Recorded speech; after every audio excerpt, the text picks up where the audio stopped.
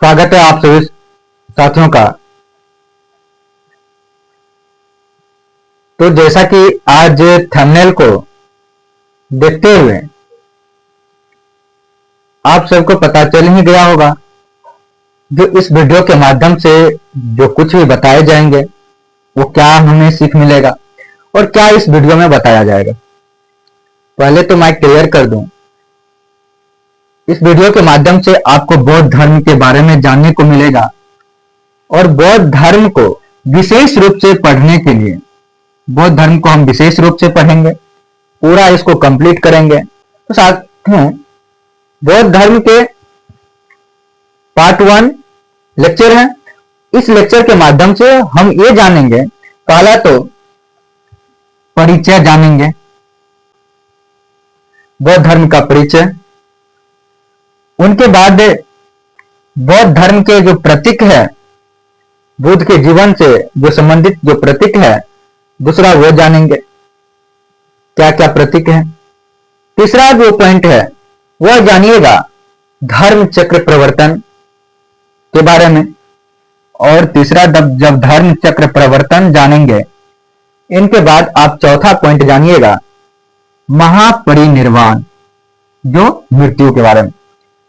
साथियों, यहां पे आपको बिल्कुल जितना जानकारी हमारे पास है वो आप सबके साथ साझा करेंगे। साथियों, अगर आप सब हमारे YouTube चैनल पे नए हैं तो चैनल को सब्सक्राइब कर लीजिए और बेल आइकन को प्रेस कर लीजिए ताकि अगले वीडियो का नोटिफिकेशन आपको मिल सके।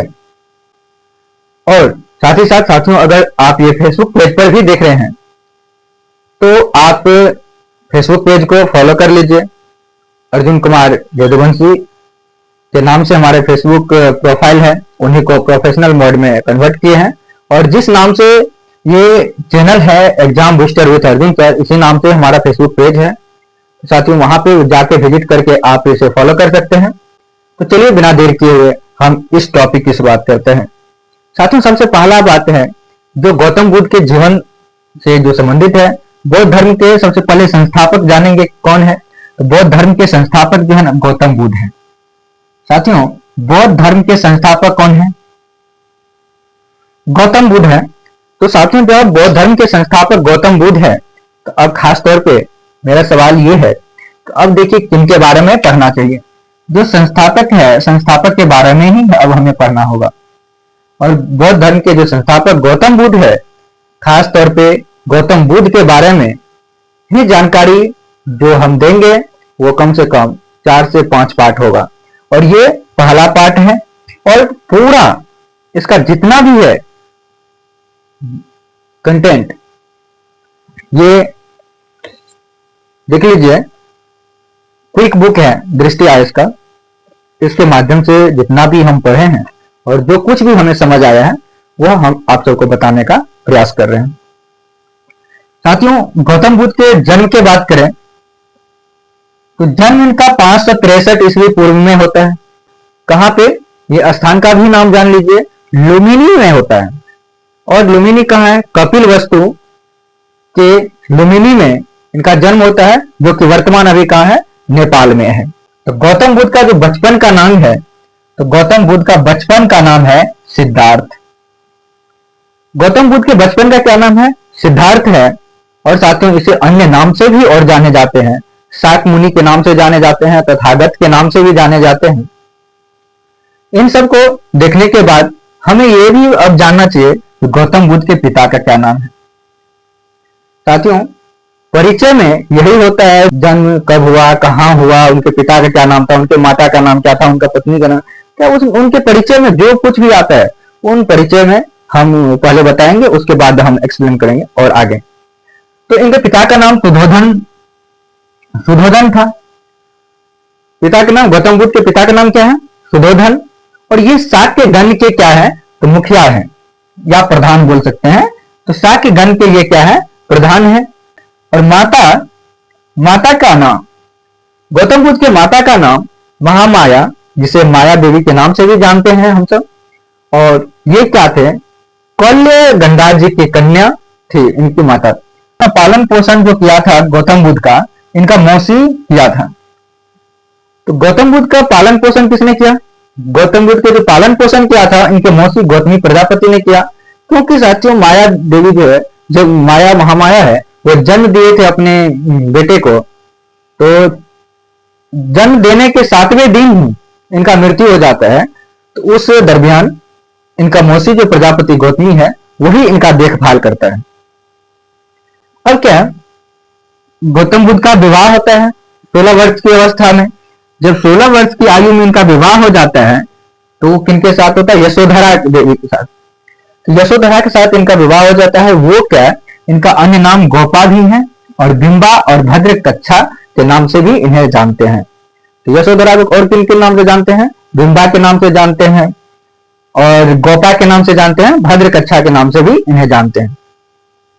साथियों, ये यशोधरा से गौतम बुद्ध को एक पुत्र हुआ जिनका नाम क्या था? राहुल। तो गौतम बुद्ध को जो पुत्र हुआ था, पुत्र का नाम, गौतम बुद्ध के पुत्र के नाम क्या था? अगर क्वेश्चन आए गौतम बुद्ध के पुत्र का नाम, तो बता सकते हैं आप राहुल है। और इनके घोड़े का नाम जो है कंटक था। गौतम बुद्ध के घोड़े का नाम कंटक था। और सारथी की बात करें साथियों, इनका सारथी के जो नाम था वह था चांद। गौतम बुद्ध के सारथी का नाम था चांद। गौतम बुद्ध का मृत्यु होता है 483 बीसी में। और ये कहां होता है जी? मल के जो राजधानी कुशीनगर है, जिसे कुशीनारा के नाम से भी जानते हैं, तो कुशीनगर में इनका मृत्यु हो जाता है। तो साथियों, अभी तक में आपने गौतम बुद्ध के परिचय को देखें। तो यहां तक अगर आपका क्लियर है, कोई डाउट है तो आप पूछ सकते हैं, कमेंट बॉक्स में आप डालिए और यहाँ पे पूछ सकते हैं। तो गौतम बुद्ध से संबंधित अगर कोई प्रश्न है तो आप कमेंट बॉक्स में डाल दीजिए। कमेंट बॉक्स में मैं जाकर के वहां पर रिप्लाई कर दूंगा। अब साथियों क्या है, ये जानने के बाद थोड़ा सा अब हम इनके ऊपर चर्चा कर लेंगे। जो गौतम बुद्ध का परिचय देख लिया आप। अब देखिए, गौतम बुद्ध के जीवन से जो संबंधित है 4 दृश्य, ये 4 दृश्य जब ये सैर पर निकलते हैं गौतम बुद्ध, तो इनके जीवन से क्या 4 बातें संबंधित है उनको जानना जरूरी है। गौतम बुद्ध निकलते हैं सैर घूमने के लिए। जब सैर घूमने के निकलते हैं अपने सारथी के साथ, जब निकलते हैं सैर पर तो ये देखते हैं, ये बुढ़ा व्यक्ति को देखता है। जब ये बुढ़ा व्यक्ति को देखता है तो अपने सारथी से पूछता है, भाई ये बुढ़ा व्यक्ति कौन है? ये कौन है? कहा ये बुढ़ा व्यक्ति है। कहा कि क्या हम भी ऐसा ही होंगे आगे चलकर? कहा जी हाँ, बिल्कुल हम सब भी ऐसा ही होंगे। उनके बाद जब आगे चला तो मृत व्यक्ति, ये जो है ना, बीमार व्यक्ति को देखा। जैसे बीमार व्यक्ति को देखने के बाद गौतम बुद्ध फिर अपने सारथी से पूछा, क्या ये बीमार व्यक्ति क्यों बीमार, ये जो है ना क्यों बीमार पड़ा? कहा कि इस तरह से हम सब भी बीमार पड़ सकते हैं। जैसे ही इसके बारे में हम जाने, उनके बाद जब आगे बढ़े तो हम देखे क्या, एक मृत व्यक्ति को, सबको देखे, एक लाश को जब देखा, गौतम बुद्ध ने लाश को जब देखा, सबको, मृत व्यक्ति को देखा, तो उन्होंने फिर पूछा ये कौन? कहा ये सव्य है। जब ये लाश को देखा, उसके बाद जब आगे चला तो फिर ये एक सन्यासी को देखता है। वह सन्यासी प्रसन्न मुद्रा में बैठे होते हैं और वह आनंद पूर्वक वहां पे बैठ करके अपना बातें क्या कर रहे थे। साथियों, तो ये 4 दृश्य क्या था? पहला दृश्य था, सबसे पहले क्या देखा? ये वृद्ध व्यक्ति को, बुढ़ा व्यक्ति को देखा। उसके बाद बीमार व्यक्ति को देखा। तीसरा क्या देखा? ये मृत सभी को देखा। सबको देखने के बाद जो है ये एक सन्यासी को देखा जो कि प्रसन्न मुद्रा में थे। ये सब चीज देखने के बाद इनके साथ जो है वैराग्य पैदा हो गया इनके जीवन में। और वैराग्य पैदा होने के बाद ये 29 वर्ष की आयु में ये गृह त्याग कर देता है। साथियों, गृह त्याग की बात करने से पहले मैं एक बार इनके संबंधित जो है ना बौद्ध धर्म के प्रतीक जो है चिन्ह, उन चिन्हों के बारे में बात कर लेते हैं। क्योंकि टॉपिक में मैंने कहा था जो इसके प्रतीक जो भी है उनके बारे में भी बात करेंगे। तो बौद्ध धर्म के प्रतीक जो है चिन्ह गौतम बुद्ध से संबंधित, उनके बारे में बात करते हैं। जो है इनका गर्भ से प्रतीक क्या है? हाथी है। और जन्म का प्रतीक कमल और सांड है। तो जन्म का आप गर्भ का प्रतीक देखें क्या है? हाथी है। जन्म का प्रतीक देखें क्या है? कमल और सांड है। यहाँ जब आप देखते हैं गृह त्याग देखते हैं, गृह त्याग का प्रतीक आपको घोड़ा मिलेगा। तो गृह त्याग का प्रतीक क्या है? घोड़ा। ज्ञान का प्रतीक क्या है? पीपल, बौद्धिक वृक्ष। और निर्वाण का प्रतीक क्या है? पदचिन्ह। और मृत्यु, जिसे महापरिनिर्वाण के नाम से जानते हैं, इनका प्रतीक क्या है? तो स्तूप है। तो साथियों, हमने अभी तक में जो इनके जन्म से जो प्रतीक है, जो भी इनके बौद्ध धर्म के प्रतीक है, उनके बारे में जाने। और अब हम देखते हैं, जैसे गृह त्याग ये 29 वर्ष की अवस्था में कर देता है। तो 29 वर्ष के अवस्था में जब गृह त्याग करता है साथियों, तो ये गृह त्याग करने के बाद जाते हैं अपने ये आचार्य अलार कलाम के पास। अलार कलाम के पास जाते हैं, ये वैशाली में। यहाँ पे क्या करते हैं? संख्या दर्शन की शिक्षा और शून्य का ज्ञान इनको यहाँ पे प्राप्त होता है। और यह प्रथम, इनका जो है प्रथम गुरु अलार कलाम यहाँ पे हो जाते हैं। अगर यहाँ पे पूछा जाए कि 29 वर्ष की अवस्था में जब इन्होंने गृह त्याग किया, तो पहले जो है ना वैशाली गया, तो वैशाली में इनको प्रथम गुरु बनाया था। तो साथ ही वैशाली में जो है ये अलार कलाम को प्रथम गुरु बनाया। और द्वितीय गुरु जो है रुद्रक रामपुत्र को द्वितीय गुरु बनाया, जहां से साथियों ये योग जो है ना, योग ज्ञान प्राप्त किया। राजगीर जब गया, तो राजगीर में द्वितीय गुरु बनाया किसको? रुद्रक रामपुत्र को। और यहां पे ये योग ज्ञान प्राप्त किया। योग ज्ञान प्राप्त करने के बाद घोर तपस्या करता है। बहुत सारा तपस्या करने के बाद इन 35 वर्ष की आयु में इसे ज्ञान की प्राप्ति होता है। और ज्ञान की प्राप्ति कहां होती है साथियों? अगर गौतम बुद्ध को ज्ञान की प्राप्ति की बात करें, तो ज्ञान की प्राप्ति इसको जो होता है, ये कहां हो रहा है? इनको जो ज्ञान की प्राप्ति होता है वैशाख पूर्णिमा के दिन, जो वैशाख पूर्णिमा है उनके दिन। और रात में, वैशाख पूर्णिमा के दिन रात में वैशाख पूर्णिमा के दिन रात में निरंजना नदी, जिसे आज फल्गु नदी या पुनपुन नदी के नाम से हम सब जानते हैं, उस नदी के किनारे गौतम बुद्ध को ज्ञान की प्राप्ति होती है। और जो कि वर्तमान अभी कहां है? बोध गया बिहार में है।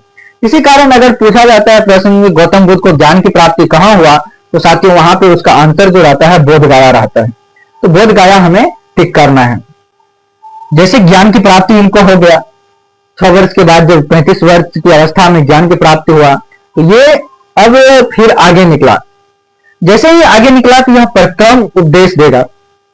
पहला उपदेश आकर के देता है, और पहला उपदेश देता है सारनाथ में ऋषिपत्तनम स्थान पे 5 ब्राह्मण सन्यासी इनको मिलता है। और 5 ब्राह्मण सन्यासियों को इन्होंने पहला उपदेश दिया। और पहला उपदेश देने के बाद यहीं पे धर्म चक्र प्रवर्तन के नाम से ये जाने लगते हैं। तो धर्म चक्र प्रवर्तन के नाम से कब जाने लगे? तो ये जब मतलब ज्ञान की प्राप्ति हुआ, गृह त्याग के 6 वर्ष बाद 35 वर्ष की अवस्था में गृह त्याग मतलब यहाँ पे ज्ञान प्राप्ति हो गया। उनके बाद क्या हुआ? प्रथम उपदेश जब सारनाथ में आकर के देता है ऋषिपत्तनम में 5 ब्राह्मण सन्यासियों को, यहीं से धर्म चक्र प्रवर्तन, इसी को धर्म चक्र प्रवर्तन कहा गया। और धर्म चक्र प्रवर्तन के साथ साथ उन्होंने फिर आगे बढ़ते गया। और अगर साथियों सर्वाधिक उपदेश की बात करें, तो सर्वाधिक उपदेश जो दिया गया श्रावस्ती में। अगर पूछा जाए गौतम बुद्ध के द्वारा सर्वाधिक उपदेश कहां पे दिया गया, तो ये श्रावस्ती में दिया गया, जो कौशल की राजधानी थी। और उपदेश की भाषा जो थी, यह पाली भाषा में इन्होंने उपदेश दिया। और अन्य राज्यों की भी बात करें साथियों, अन्य राज्यों में भी इन्होंने उपदेश दिया, जैसे कि कौशल हो गया, वैशाली हो गया, कौशाम्बी हो गया। खासतौर पे कौशाम्बी जो है ना, वहां के प्रमुख थे। तो हर जगह इन्होंने जाकर के गौतम बुद्ध अपने धर्म चक्र प्रवर्तन का प्रचार प्रसार किया और अपना उपदेश दिया। तो गौतम बुद्ध राजगीर पहुंचा, तो राजगीर में बुद्ध का जो है ना भव्य स्वागत किया गया। और यहाँ पे जब बहुत स्वागत किया गया इनका, और स्वागत के बाद ये जो ना वेणु वन विहार जो है ना, वेणु वन विहार बिंबिसार के द्वारा दान में दे दिया जाता है गौतम बुद्ध को। लिच्छवियों के द्वारा जब आमंत्रित किया जाता है जब मतलब ज्ञान की प्राप्ति होता है उसके 8 वर्ष बाद, 35 वर्ष की अवस्था में ज्ञान प्राप्ति हुआ, उनके 8 वर्ष बाद इनको कहां पे लिच्छवियों द्वारा बुलाया जाता है और वहां पे आपको कुटाग्रशाला नामक बिहार है, कुटाग्रशाला नामक बिहार दान में दे देता है लिच्छवियों के द्वारा। और साथियों जब लिच्छवियों के द्वारा वहां पे दान में दिया जाता है तो साथियों आनंद के कहने पर, और यहीं पे आनंद के कहने पर बुद्ध के संघ में ये जो ना संघ जो था, संघ में बौद्ध संघ में प्रवेश करने का जो ना संघ में प्रवेश करने का जो अनुमति मिला था महिला को, तो सबसे पहले जो महिलाओं को अनुमति मिला कहां पे मिला था साथियों, तो वैशाली में ही मिला। कहां मिला, तो वैशाली में ही मिला। और किनको मिला, अम्रपाली नामक बोलिए उनको मिला था यहाँ पे प्रवेश की अनुमति। इनके बाद साथियों जो है ज्ञान प्राप्ति के 20 वर्ष जब बीत जाते हैं, उंगलीमाल डाकू जब गौतम बुद्ध इधर से जा रहे होते हैं तो उंगलीमाल डाकू बोलते हैं ठहरो। ये कहता है मैं तो ठहरा हूं, तुम कब ठहरोगे। वहीं से उंगलीमाल डाकू को क्या करते हैं, ये शिष्य बना लेते हैं और उंगलीमाल डाकू यहाँ पे शिष्य बन जाते हैं। अब आगे की बात हम करें तो यहां तक शिष्य बन गया। अब करते हैं अंतिम पड़ाव के बारे में बात करेंगे थोड़ा। तो साथियों अंतिम पड़ाव जो है महापरिनिर्वाण, मृत्यु। गौतम बुद्ध का मृत्यु कैसे हुआ इनके बारे में भी अब जानना जरूरी है। तो अंतिम पड़ाव यह है हिरण्यवती नदी जो है, हिरण्यवती नदी, अंतिम पड़ाव यह हिरण्यवती नदी के तट पर बिताया। और हिरण्यवती नदी के तट पर अपने शिष्य के साथ इन्होंने चुंड, इनका जो शिष्य था चुंड के यहाँ जब भोज आमंत्रित हुआ उस भोज में गया और भोज खाया। शुक्रमादव, ये शुक्रमादव भोज खाया और शुक्रमादव भोज खाने के बाद अतिसार रोग से ये प्रेरित हो गया। और जब अतिसार रोग से प्रेरित होने के बाद इनका मृत्यु हो जाता है 483 ईस्वी पूर्व में। और 483 ईस्वी पूर्व में जब इनका मृत्यु होता है तो उस वक्त जो गौतम बुद्ध का उम्र होता है वह कितना 80 वर्ष की आयु में इनका मृत्यु हुआ। तो अंतिम उपदेश की बात करें तो साथियों गौतम बुद्ध ने अंतिम उपदेश सुबोध को दिया था। अगर पूछा जाए गौतम बुद्ध ने अंतिम उपदेश किसको दिया था, सुबोध को दिया था और कुशीनगर में दिया था। कुशीनगर में इनका मृत्यु हुआ और कुशीनगर में ही दिया, जिसे कुशीनारा कहिए या कुशीनगर कहिए, ठीक है। कुशीनारा में इनका मृत्यु हुआ, वहीं ये क्या क्या उपदेश दिया था लास्ट में, अंतिम उपदेश। बुद्ध के अस्थि जो है अवशेष को 8 जगह भेजा गया और उन 8 क्षेत्रों में इनका स्तूप बनाया गया, इनका मूर्ति बनाया गया, स्तूप बनाया गया। और कौन कौन सा स्थान है वो उनको भी देख लेते हैं।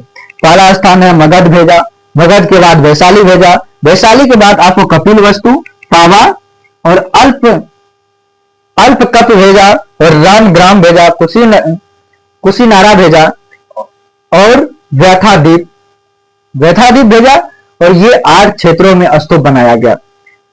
तो साथियों यहां तक अगर आप सबको समझ में आया है तो आप सब कमेंट बॉक्स में जरूर बताइएगा यह वीडियो आप सबको कैसा लगा। अगर साथियों यह वीडियो आप सबको अच्छा लगे हो तो आप हमारे फेसबुक पेज को फॉलो कर लीजिए और इस वीडियो को लाइक कर लीजिए। अगर यूट्यूब चैनल पर देख रहे हैं तो यूट्यूब चैनल को सब्सक्राइब कर ले ताकि अगले वीडियो का नोटिफिकेशन आपको मिल सके। तब तक के लिए जय हिंद, जय भारत। मिलते हैं फिर नेक्स्ट वीडियो में।